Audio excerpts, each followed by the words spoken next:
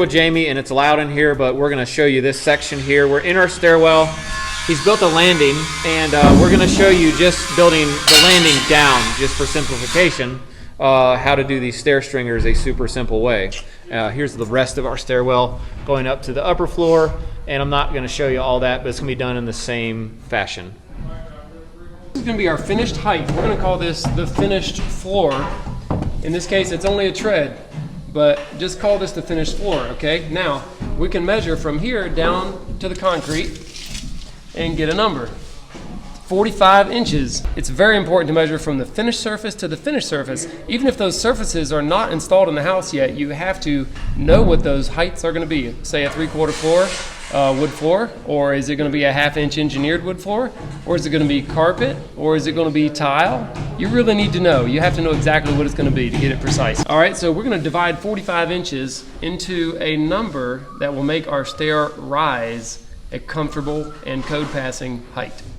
All right, I got this calculator now. It's not a special calculator, it's just a regular phone calculator. We're going to figure out how many rises we need and how high each rise is going to be. So we're going to take 45 inches, 45, and we're going to divide it by a guess of 5 risers.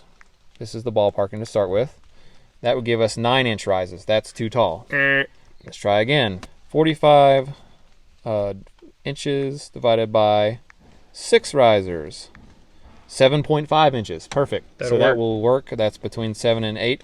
So we're going to have 6 rises, 7.5 inches per rise, per step.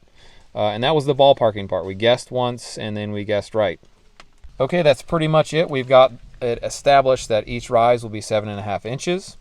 We'll have 6 of those rises.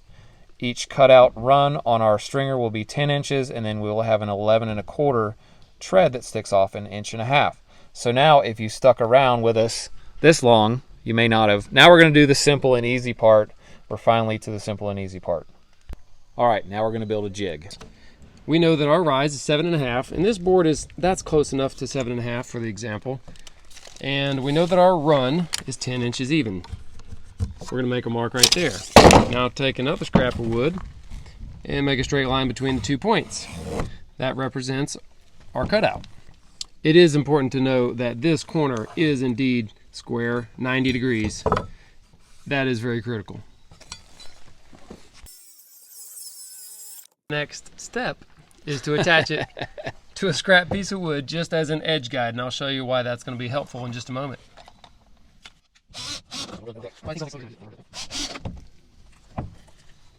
There you have it. Got our jig here. We're just going to mark out the correct amount of risers and runs. 1. Line it up exactly right there. 2. I'm not counting. Did we lose count? 1, 2, 3, 4, 5 steps. Now we're going to draw our vertical line. That's the bottom step. Okay, and this basically figured out our angle for us. I don't even know what angle it is. We can figure it out now. Yeah, but this jig did it for us. Let's see what the angle is. Looks like 36 degrees. Good. Okay, we're looking at the very bottom riser now. We're going to mark it at 7.5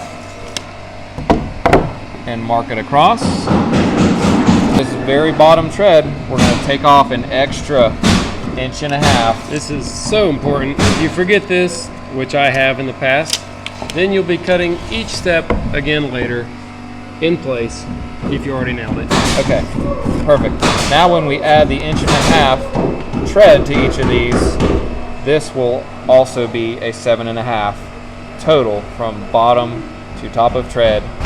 You'll be taking 1.5 inches and adding 1.5 inches on the rest of them, so they will also be 7.5. Okay, now that we've got that marked out, we're going to get our man Arlo to cut those out, and we're going to try them in the stairwell.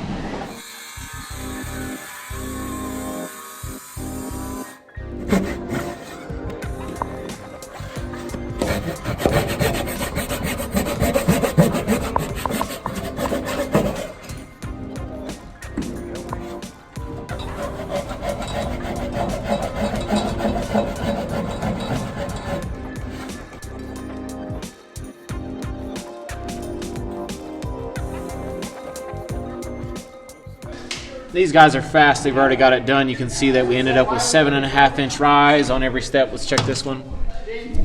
36. 7.5 again. So that turned out awesome. These are just temporarily screwed down. We'll come back with some finished treads of the same size and some finished risers when we're done with this.